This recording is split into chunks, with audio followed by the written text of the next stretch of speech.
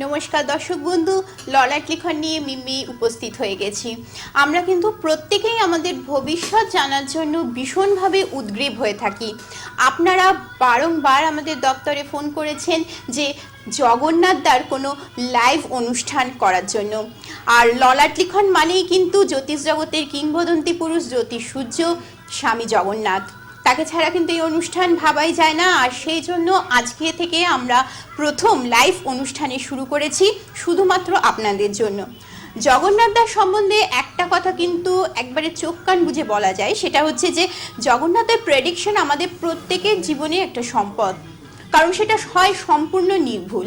এছাড়া আপনারা যারা আপনাদের ছেলে মেয়েদের ক্যারিয়ার নিয়ে ভীষণভাবে চিন্তিত, বুঝে উঠতে পারছেন না যে ক্লাস 10 বা 12-এর পর অর্থাৎ মাধ্যমিক এবং এইচএসের পর কোন লাইন নিয়ে পড়াশোনা করলে তাদের ভবিষ্যৎ উজ্জ্বল, ভালো চাকরি পাবে, সে বিষয়ে কিন্তু অব্যর্থ প্রতিকার দেন স্বামী জগন্নাথ।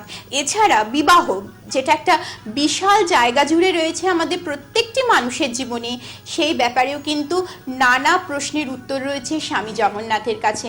তাই সরাসরি একদম অনুষ্ঠান আমরা শুরু করে দিচ্ছি এবং জগন্নাথদার কাছে চলে আসছি। নমস্কার জগন্নাথদা, আমরা আজকে অনুষ্ঠানে আপনার কাছে প্রথমেই যে বিষয়টা জানতে চাইবো, মানে আমাদের ফোন ইন প্রোগ্রামে লাইভ অনুষ্ঠানে যে প্রশ্নটা বারবার এসে থাকে, সেটা একটা হচ্ছে কেরিয়ার, এবং তারপরে যেটা আসে চাকরি, এবং তারপরেই হচ্ছে যে বিবাহ।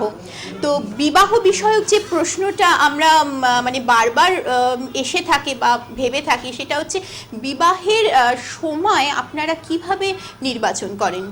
দেখো, বিবাহের সময় নির্বাচনের ক্ষেত্রে আমাদের শাস্ত্রগত পদ্ধতি অনেকগুলো সময় আছে, অনেকগুলো ভাব পদ্ধতি রয়ে গেছে। যেমন মূলত আমরা যেটা বিবাহে দেখি, সপ্তম ভাবপতি অর্থাৎ আমাদের বিবাহ যেটা হয়, বিবাহ স্থান নির্বাচন করি সপ্তম ভাবপতি থেকে। মানে কোনো জাতক বা জাতিকার জীবনে সপ্তম ভাব, লগ্ন থেকে সপ্তম ভাবকে বিচার করে আমরা বিবাহে দেখি। সপ্তম পতির দশা বা অন্তর্দশায়, সপ্তম পতির সঙ্গে পঞ্চম পতির দশায়, পঞ্চম পতি দশা অন্তর্দশায়, সপ্তম পতির সাথে দ্বিতীয় পতি দশা অন্তর্দশায়, সপ্তম পতির সাথে দশম পতি দশা অন্তর্দশায় এতগুলো মিলমিশ্রণ রয়ে গেছে। তাছাড়াও আমরা দেখে থাকি ইঞ্জিনিয়ারিং, তোমাকে আগের দিনকে এই ব্যাপারে ব্যাখ্যা দিয়েছিলাম, নবাংশে সপ্তম পতি অর্থাৎ লগ্ন থেকে সপ্তম ভাবপতি যে নবাংশে অবস্থান করে, সেই নবাংশপতি মানে সপ্তম ভাবপতি যে নবাংশে থাকে, সেই নবাংশপতি সেই নবাংশপতি দশা অন্তর্দশায় যাদেরকে বিবাহ হয়, রাহুর দশা অন্তর্দশায় যাদেরকে জাতক বা জাতিকার বিবাহ হয়। এইগুলো তো মূলত একটা সিস্টেম, অর্থাৎ দেখা যায় এইগুলো থেকে আমরা কিছুটা বিষয় করি, কিন্তু দেখা যায় যে অনেক ক্ষেত্রে বিবাহ ক্ষেত্রে অল্প বয়সে বিবাহ হয়ে যায়। একটা ফোন এসে গেছে, আমরা ফোনটা নিয়ে আমরা আলোচনা এবার ফিরে যাচ্ছি। নমস্কার, কে আছেন আমাদের সাথে? আমি আলপনা সমাদ্দার বলছি। নমস্কার আপনাদের দুজনকে। হ্যাঁ নমস্কার। আপনি আমার ছেলের সম্বন্ধে একটু জানবো। আচ্ছা, আলপনা সমাদ্দার। হ্যাঁ। কোথা থেকে বলছেন দিদি? আমি বেহালা থেকে বলছি। আচ্ছা, আপনার ছেলের নাম বলুন। রাহুল সমাদ্দার। রাহুল সমাদ্দার। আচ্ছা, Rahul Samaddar. Date of birth বলুন। 9/10/1982। 9/10/1982। আচ্ছা, টাইম? 6:20 কলকাতা। সকাল 6:20 না বিকেল 6:20? বিকেল 6:20। আচ্ছা, কলকাতায়। আপনার প্রশ্ন কি? আমার প্রশ্ন ছেলে চাকরিতে কোনো চেঞ্জ করবে কিনা আর কি, এই মাসের মধ্যে কোনো চেঞ্জ আছে কি? এখন চাকরি করছে কোথাও? হ্যাঁ, আমার ছেলে চাকরি। আচ্ছা, আপনি জানতে চাইছেন যে এই মাসের মধ্যেই কোনো চেঞ্জ আছে কিনা, ও চাকরি চেঞ্জ করতে চাইছে আর কি। আচ্ছা, সেটা ফলপ্রসূ হবে কিনা সেই চেষ্টাটা।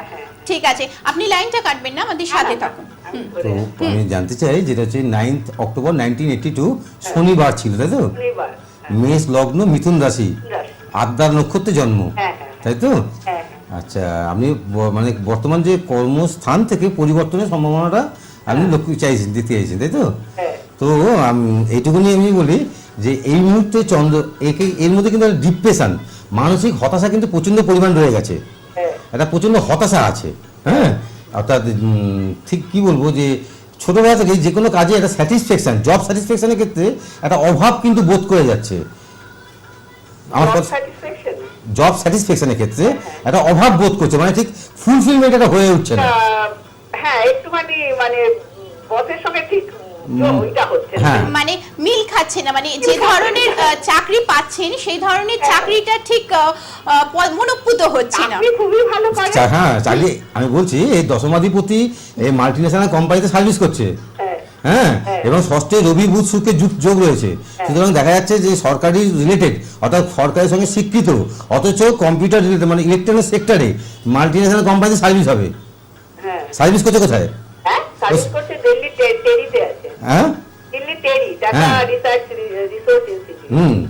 তো যাই হোক এতে দেখতে পাচ্ছি যে সার্ভিসের দিক থেকে তেমন চিন্তা না থাকলেও জব স্যাটিসফ্যাকশনের ক্ষেত্রে একটা মানসিক একটা অস্থিরতা বা একটা স্যাটিসফ্যাকশন অভাব বোধ থেকে যাচ্ছে, তাই তো? হ্যাঁ। তো এমনি এই মুহূর্তে যে রাহু যে কর্মে যে সংস্থাগত পরিবর্তনের ধাপটা দেয় সেটা রাহু দেয়। রাহু এই মুহূর্তে মকর রাশিতে অবস্থান করছে। চন্দ্র থেকে লগ্ন থেকে দেখা যাচ্ছে দশমভাবে, সুতরাং আমাদের রাহু এসছে যা এই থার্ড মে শনির রেক্টিফিকেশনটা কেটে যাওয়ার পর রাহুর ভূমিকাটা বেশি বেড়ে গেছে।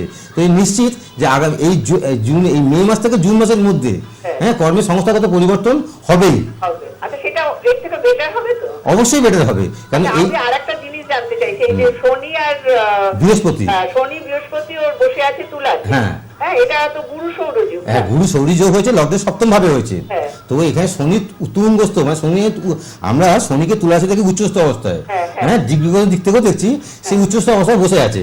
তাই বলা যাচ্ছে এখান থেকে যেমন এই মাতৃভক্ত ছেলে আবার খুবই মাতৃভক্ত, প্রচন্ড মাতৃভক্ত, আমি নিশ্চিত মানে জানি এই মাতৃভক্ত ছেলে, কিন্তু তেমনি আবার এই ছেলের জন্য আপনি কিন্তু প্রতি মুহূর্তে চিন্তিত, ভীষণ চিন্তিত।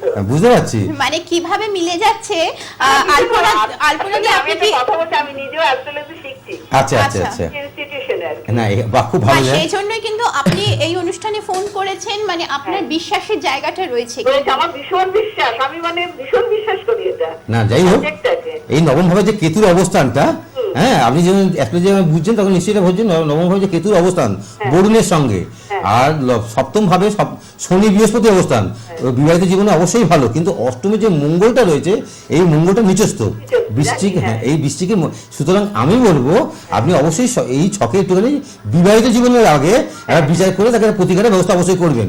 যেহেতু আপনি এই সম্বন্ধে বিশ্বাস মানে অবশ্যই বিশ্বাস রাখেন এবং বোঝেন, তা সুতরাং মঙ্গলটা প্রতিকার করে নিয়েই কিন্তু বিবাহিত দেবেন। আচ্ছা, হ্যাঁ সেটা তো নিশ্চয়ই করবো। আমার ওই চাকরিটা নিয়ে যে চাকরিটা ছাড়তে চাইছে ভীষণ হবে যে চাকরি আরেকটা। আপনি নিশ্চয়ই বুঝছেন ট্রানজিট ফলে গোচরের যে ফলটা এসছে গোচর ফলটা পাবো আমি মে থেকে জুনের মধ্যেই পেয়ে যাবো এবং সংস্থাগত ভালো পরিবর্তন পাবো। কেন রাহু এই তুঙ্গস্থান, রাহু এখন আনন্দ স্থান ছেড়ে দিচ্ছে, ছেড়ে দিয়ে রাহু লগ্ন ভাব থেকে যাচ্ছে দশম স্থানে, চন্দ্র ভাব থেকে যাচ্ছে অষ্টম স্থানে, হ্যাঁ এবং রবি ভাব থেকে যাচ্ছে পঞ্চম স্থানে।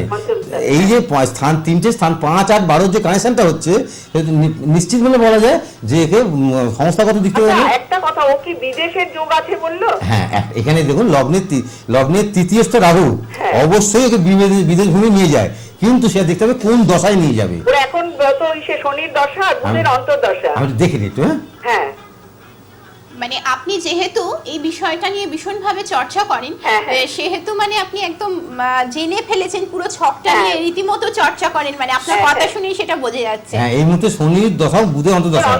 হ্যাঁ শনি দশা হচ্ছে জাতকের দশমপতি দশা চলছে, বুধ হচ্ছে জাতকের তৃতীয় পতি ষষ্ঠপতি, সুতরাং এই শনি বুধের দশার মধ্যেই কিন্তু বিদেশ ভ্রমণ হবে। বিদেশ ভ্রমণ হবে শনি বুধের দশার মধ্যেই হবে। হ্যাঁ এটাই একজন বললেন কৃষ্ণমূর্তি ইনস্টিটিউশন দিয়ে। আচ্ছা আচ্ছা বলছে বুধ 12th হাউসে এখন আছে, হ্যাঁ মানে করেছে কানেকশন করেছে, ও বিদেশ যাবে, চাকরি কর্মক্ষেত্রে বিদেশে। হ্যাঁ শনি বুধের দশাতেই যাবে, আর গেলে আশা করি ভালো খবরটা আপনি নিশ্চয়ই বাই ফোনে দিয়ে দেবেন। আচ্ছা নিশ্চয়ই দেবো। নমস্কার আপনাদের। হ্যাঁ নমস্কার দিদি। Thank you. হ্যাঁ দাদা, আমরা যে বিষয়টা নিয়ে আলোচনা করছিলাম যে